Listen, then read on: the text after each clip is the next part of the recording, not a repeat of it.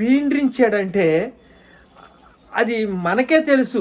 మన పితరులతో మనం ఎలా వచ్చామో, ఎలా దేవుణ్ణి నమ్ముకున్నామో, ఎలా దేవుణ్ణి నమ్ముకుని యేసయ్య నామంలో మనం ఎలాగ ముందుకు వెళ్తున్నామో, ఏమొచ్చినా, బాధ వచ్చినా, కష్టం వచ్చినా, ఇరుకులు వచ్చినా, ఇబ్బందులు వచ్చినా యేసయ్యా నీకు స్తోత్రం అని చెప్పి ముందుకెళ్తున్నప్పుడు ఎంత కష్టాల్లో మనం వెళ్తున్నామంటే, మన కుటుంబము అదొక కింద కత్తులు ఉంటాయి చూసారా, ఆ కత్తుల మధ్యలో మనల్ని నడిపిస్తే ఎలా ఉంటుందో, సీసా పెంకుల మధ్యలో మనల్ని నడిపిస్తే ఎలా ఉంటుందో అంత బాధాకరంగా మనము మన జీవితాలు వెళుతున్నాం.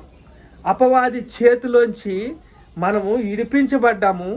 మనము పరలోక రాజ్యానికి వెళ్తున్నాం.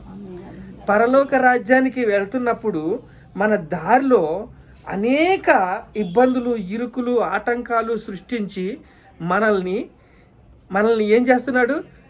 ఆటంకాలు చేస్తున్నాడు. మందిరానికి రాకుండా చేస్తున్నాడు. మన మందిరాన్ని చిందాబిందం చేసేస్తున్నాడు. మొత్తము ఒక్కొక్క మనిషికి దేవుడు అంటే కుదరనివ్వకుండా చేసేస్తున్నాడు. ఇక్కడ దర్యావేషు కాలంలో జకర్యాకు ఏర్పాటైన సమయంలో మందిరము కట్టబడ్డది.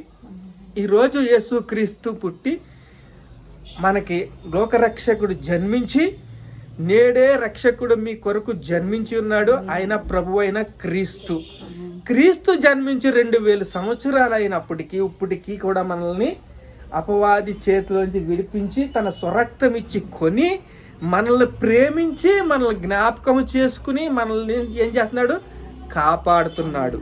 ఇక్కడ 2వ అధ్యాయము 5వ వచనంలో అయితే ఎలా కాపాడుతున్నాడో, నేను దాని చుట్టూ అగ్ని ప్రాకారాలుగా ఉందును, దాని మధ్య నేను నివాసి అయి మహిమకు కారణముగా ఉందును, ఇదే యెహోవా వాక్కు.